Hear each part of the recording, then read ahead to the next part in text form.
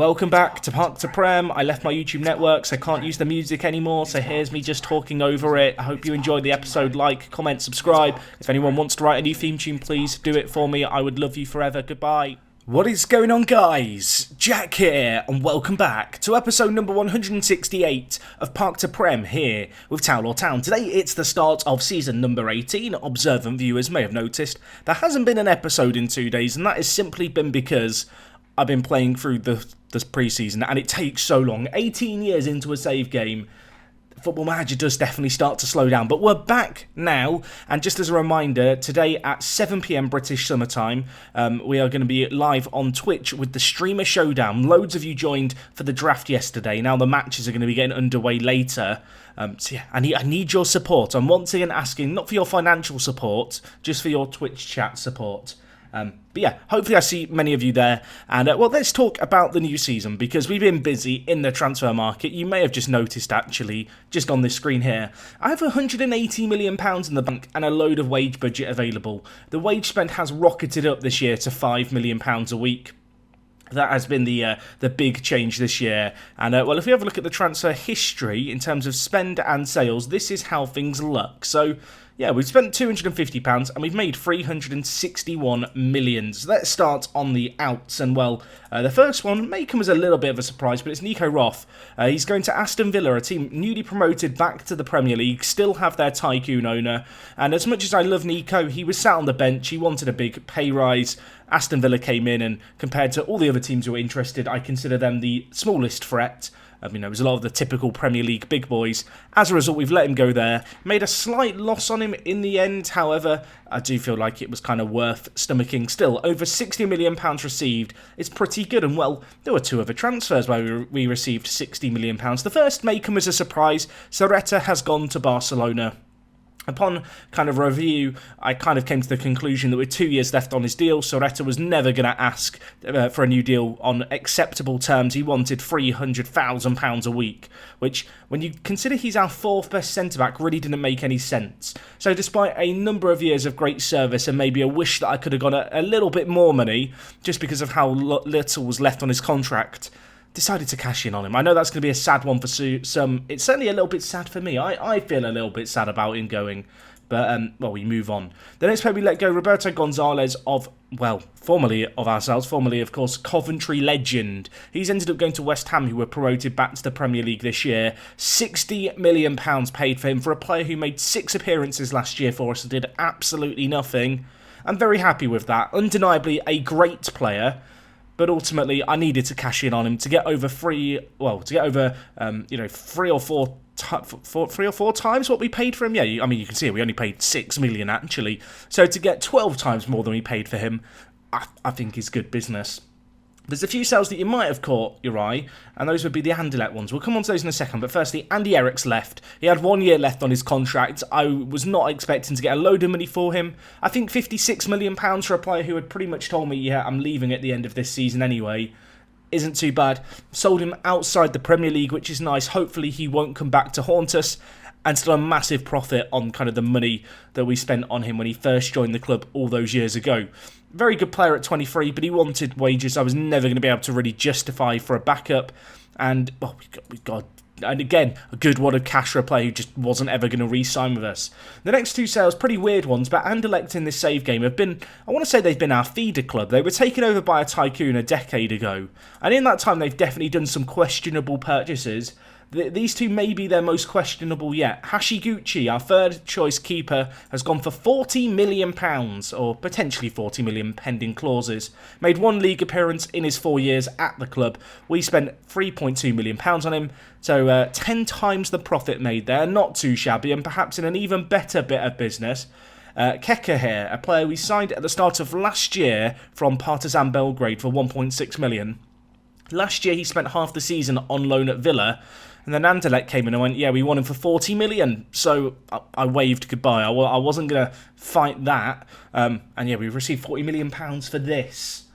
Thank you, Anderlecht. Thank you very, very much. I feel like it's the only justifiable response. Anyway, Morales left us. He was another one of our backup goalkeepers. And then, generally speaking, it's been releasing a few players, cashing in on one or two, and, loanings out as you would come to expect here at Towel Town.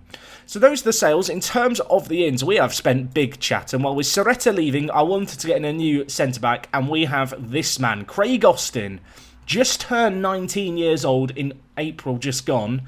So incredibly young, either-footed, capped for England already. What an incredible centre-back. Let's compare him to Soretta. Now, bear in mind, we sold Soretta for 60 million. We bought in Austin for 78 million. So 18 million pounds, the kind of real outlay. And I think if you just compare him with Soretta, I'd say we've done a pretty blooming good deal there to get this 19-year-old in. Very, very excited to see what he can achieve this year. If you want to give a prediction, let me know it. But I'm expecting big things from Craig this year. The big transfer, really, of the summer. And, the return of a familiar face. Sammy Tournelle has joined us. He's back, everyone. After 1 year away, we've spent £72 million on him. Now, we sold him for 60 million. So to buy him back for £12 million more looks terrible. Until you realise that we get half that £72 million back. So, just as a recap, we sold him to Birmingham with a 50% sell-on. We've bought him back for 72 million and they give us 32 million of that back. Essentially, we have loaned him to Birmingham for 1 season and received 24 million pounds for it. But yes, he developed incredibly, homegrown at club, can play left back. I'm now actually training him to play right back. I feel like he could be our James Milner, dare I say it, the 21-year-old Frenchman. But great physicals, great work rate. In terms of as a really versatile option, you can play both centre mid and wing back. He kind of has it all. Maybe wish he was a tiny bit better defensively, but I don't know. He's still got room to develop, and he looked very, very encouraging during his time at Birmingham. So hopefully we are going to be able to make something of him there. Elsewhere on the transfers, if we can load up the transfer history screen, there's so much for the game to process, it's struggling. But who else have we got? We've got Robbie Voice. I mean, I wish I could find my voice right now. But this guy, 19 years old, not the craziest current ability, but a player tipped for greatness. Incredible amount of hype around this guy. He looks very, very good, and he's English as well. And that is something that, when we come onto the team for this year, you'll notice there is a trend of English and homegrown at club. Another player we spent big money on, another Englishman, Derek Mannion. Naturally a left-back. I actually see his future as a centre-back. Got a little bit of potential, I'll be honest. My scouts were saying he was going to be a little bit better than this. But definitely a good little buy for the price. And at 17 years old, he has some very encouraging attributes about him, particularly that aggression and bravery, along with 17 tackling. My word. I think he's a centre-back, though. He's not a full-back. A player who I know a lot of you have been excited about and who will feature in the first team this year is Ben. We're just going to call you Ben. I'm sorry, Ben. Incredible, incredible player. 18 years old. If we just compare him with Roberto Gonzales, who we sold for £60 million. He's not quite on the same level, but he is also 5 years his junior. And, there's certainly areas where he really does excel. So I'm incredibly excited to see what Ben can do. He will get first-team opportunities this year. I am very, very determined to bed in a few more of the teenagers. Anyway, the rest of the signings we made here, kind of the typical punts for the future, who, if they break into the first team, we will talk all about. But the reality is they will probably appear on the outs column in a couple of years' time, leaving for £20 million. I mean, if all goes to plan. So in terms of the squad for this year, this is the class of 2036. So we let go of our backup goalkeepers. So we've had to promote from within. Belaska is actually homegrown at club, a Norwegian international goalkeeper. I think he's a pretty solid backup, to be honest. Really good distribution, great shot stopping and aerial reach. He's on a long-term deal. As I said, homegrown at club. A player who I must admit has flown a little under the radar, but yeah, I like the look of him. Unfortunately, he is out with a minor injury at the moment. And the other player we have is Vincente Lara, who was a player we signed last year from Warsaw. Not from Warsaw, from Levante. Actually, it was 2 years ago now. We loaned him back to Levante at the time. Last year, he was playing for Warsaw in the Championship. He played the bulk of their games. At 20 years old, I think, again, pretty solid backup keeper with a little bit of potential. There is still part of me that is considering loaning him out, but we are a little light on goalkeepers at the moment. And I do feel like, he may get a chance or two in the first team in cup competitions. Anyway, looking across the back line, not a whole lot of change. Of course, Soretta has moved on, as has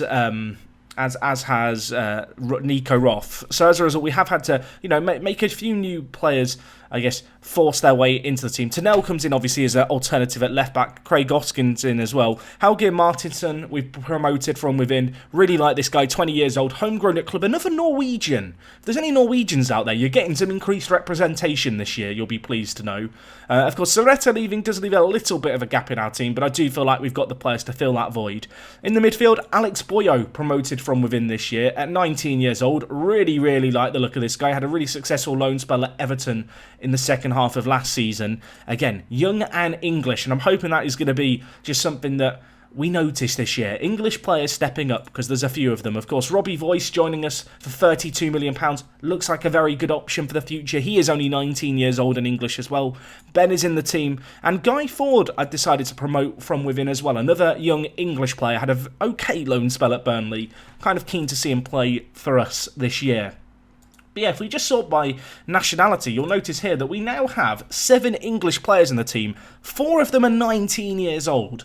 I'm feeling pretty good about the future now. There are some very good players in here as well.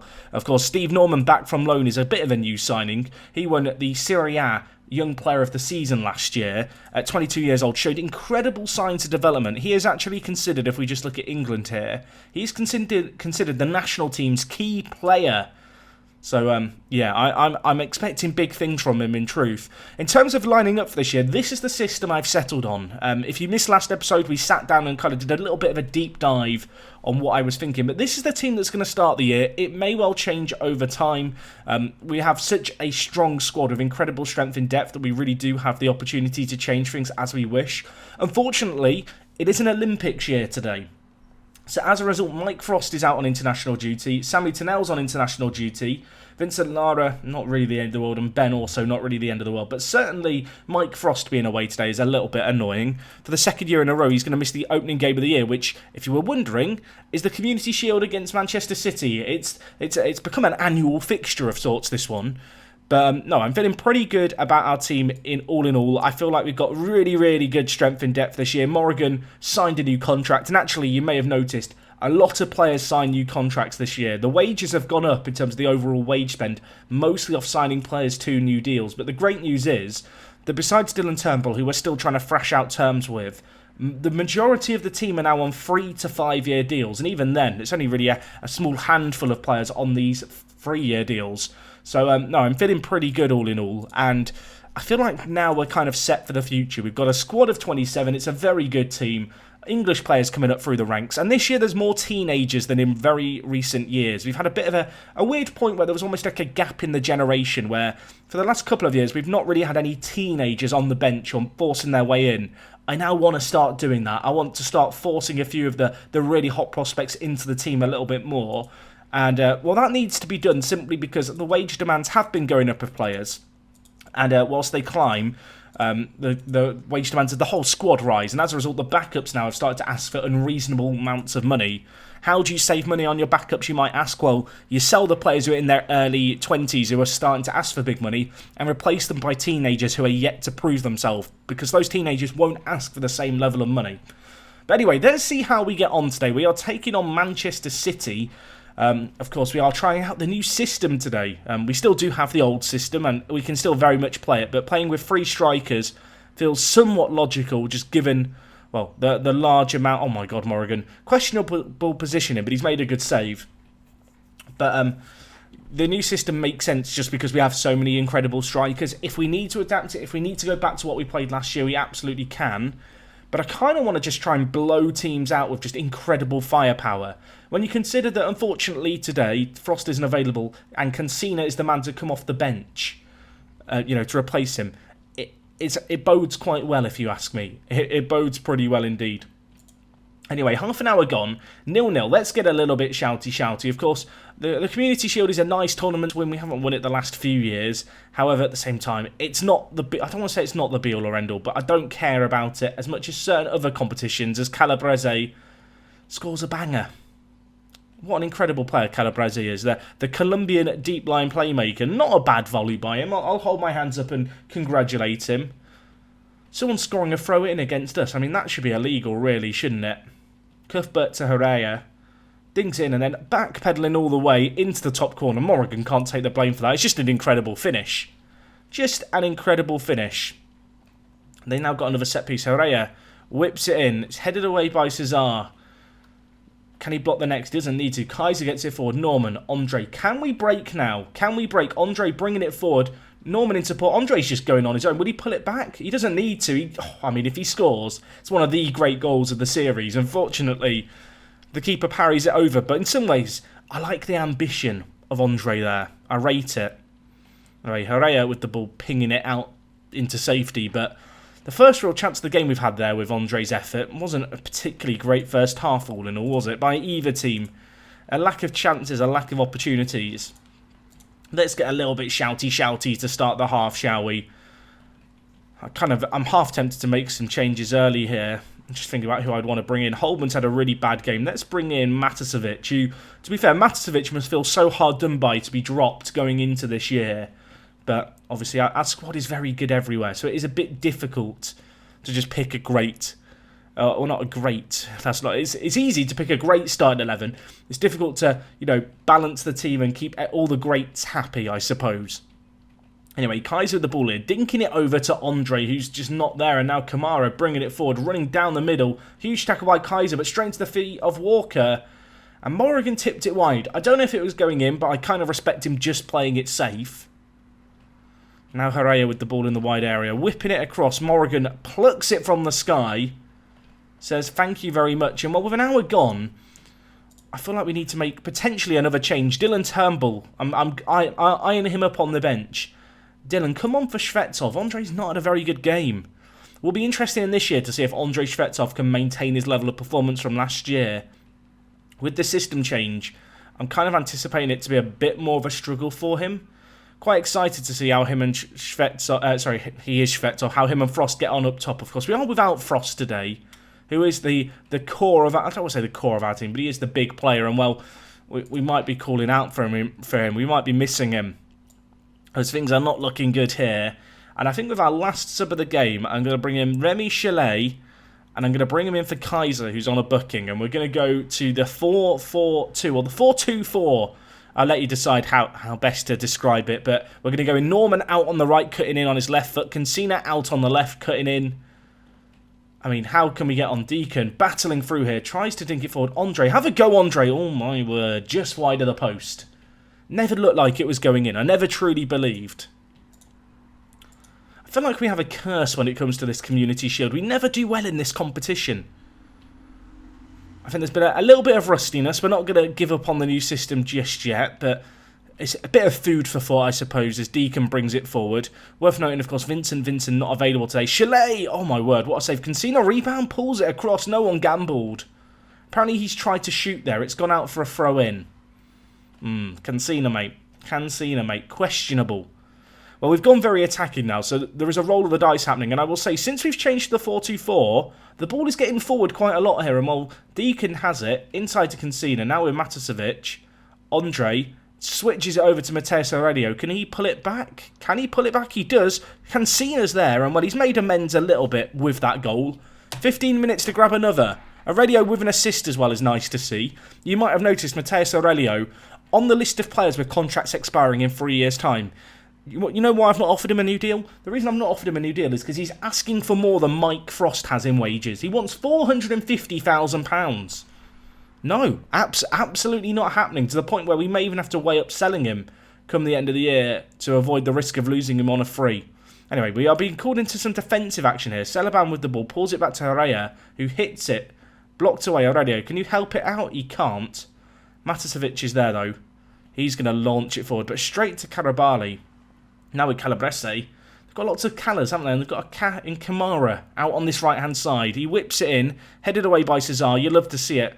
Andy Eric launches it forward to Chalet. Remy Chalet, the Frenchman. And he scores to overturn it. Manchester City not able to contain this 4-2-4. They are not able to withstand the firepower that we possess up front. Andre here. I love this ball forward. And Remy Chalet, I mean, I don't even remember Andy Eric. Does anyone remember Andy Eric? I only know Remy Chalet. The reason I stuck with Chalet and sold on Andy Eric is because Andy Eric's contract was expiring. But Chalet also has the ability to play as a striker, as we're seeing here. on off the bench. I'm going to go back to very... I was about to say I'm about to go back to very attacking, but the highlights just started. Let's see what happens. Turnbull. Header's just over. Right, let's go very attacking. 5 minutes left, otherwise it's straight to penalties. I can't do a shout of demand more. I don't really want to change the instructions too much. We fought back from behind pretty epically there. And, well, now, it's all down to the penalty shootout. Just thinking about who we might want to have on the penalties here. Dylan Turnbull has good finishing and composure, but not great penalty taking. We don't actually have that many great penalty takers, do we? Of course, Shvetsov's not on the pitch. Norman is. So Norman, Andre, Cancina. Yeah, sure. Let's go with that. Right, the shootout begins. Norman, this is going to set your tone for the season, I believe, Norman. Can you show us the Juventus, Norman? Of course he blooming can. Of course he blooming can. I can't believe it's going to penalties for another year. Did it go to penalties last year? I have a weird feeling it did. I'm just getting a sense of deja vu. Karabali tucks it away. That's an incredible penalty. You could have put 10 Morgans in goal. They probably don't stop that. Andre now with it. Assisted that late goal. Can he get a goal here? No, he can't. The keeper saves it. I mean, Morgan, mate, we need some heroics. I don't mean to be demanding too much from you here, but I need a hero. Kamara. Oh, I thought for a second Morgan was going to save it. I thought for a second he was going to save it. So just as a recap, it's 2-1 in the shootout after 2 penalties each to Man City. We need Cancina to score here, and he's missed as well. Oh no, not like this. 2 out of 3 penalties missed. If they score here, we need them to miss their next 2 penalties, and we have to score all of ours. I mean, it feels unlikely. I want you all to brace yourself for potential heartbreak here. It is 3-1 to Man City with 2 penalties left for each team. We have to score our next 2 penalties. They have to miss their next 2 penalties. It's going to be Matasevic stepping up. What can he do from centre mid? What can he do? He steps up the Bosnian. He hits it. I mean, he just hammered that home. What an insane penalty. Keeper had no chance. Right, well, we only need them now to miss 2 penalties and for us to score our last one. It's going to be Ryan Cuthbert, who... They definitely beat us on penalties last year. It's all coming back to me. I remember Cuthbert scoring, I think, the winning penalty. I'm trying to remember who missed them now. I think Vincent missed it, didn't he? I remember it. I'm upset if it happens again, and it looks like it could. Morgan, we need 2 saves. Can you start us off? No, he can't. No, he can't. Manchester City winning penalty shootouts against us in the Community Shield. Name a more iconic duo. Oh, wait. Yeah, unfortunate. You have to wonder if we have Frost, how different is that game, but I'm not happy, boys. I'm not happy. And I don't know how Aurelio is confused and demotivated. Mate, we've just lost for a 2nd year in a row in the Community Shield. So last year, we lost on penalties. It was 2-2 last year and we lost on penalties. The year before that, we lost it as well. We've never won the Community Shield. In the last 2 years, it's been the same game. Where they score 2 and then we fight back to get 2-2 and then lose on penalties anyway. Just a little bit upsetting, really. Just a little bit upsetting. But we will go again. And, well, just looking ahead to the start of the season we have Chelsea in just a couple of weeks' time. I'm very tempted to come back for that game. I feel like that could be a pretty big one at home. Everton as well, we've got the week after. And Everton went pretty strong last year. They ended up finishing 6th. So in terms of double headers, that could be a pretty good one to do tomorrow, I think. And of course, it gives us a couple of games just to see how the new system is performing and then make some judgment calls off it. But yeah, all in all, I'm pretty happy with our pre-season business. I'm really happy, actually, we've been able to get a load of English players into the squad. You know, to have 4 19-year-olds who are very, very strong indeed is exciting. Particularly Austin and Boyo. I really feel like they are going to turn into first-team regulars this year. Once we do have our best possible 11, you know, a few more of them do drop off the bench. Of course, we've had a lot of players missing. But I feel like when you look at our team this year, it's very, very strong. And there's lots of hope for the future at this point. Obviously, in the transfer window, our net spend, you would be mistaken for thinking our net spend was, you know, profit of 110 million. Actually, because of the Tournelle sale, you got to remove 72 million off this column and add 24 million to this column. So we actually made... Well, how much did... Actually, no, that's a... No, yeah, you do. The £24 million profit is the difference. So yeah, take 72 million off this, so 175 million spent. Money received 380 million. And yeah, I don't feel like our squad is any weaker. I really don't. And it's a great situation to be in. We've got a load of money left. The transfer window is still open. If I wanted to go out and splooge on one last big player, I definitely could. Loads of excess wage budget as well. But yeah, from a financial perspective, to have £432 million in the bank is pretty nice, even if the board don't want to just build a new stadium because they hate me. But anyway, guys, that's going to wrap up everything from me today. Let me know what you made of our transfer business. I'm pretty happy with it all in all. Excited to see how the three-pronged attack is going to work once we are at full strength. Hopefully, our players are back from the Olympics by the Watford game. Otherwise, there's going to be a bit more shuffling needed. And, well, hopefully, I'll see you guys tomorrow for Chelsea and Everton. Anyway, just as a reminder, we are going to be live on Twitch tonight at 7 PM. Would be lovely to see you guys there. And, yeah, other than that, I'll catch you guys tomorrow. I'm out. I can't use the outro music either. Please like, comment, subscribe, or do neither. You can support me on Patreon, it's really appreciated. I don't know what rhymes are appreciated, let's end this here.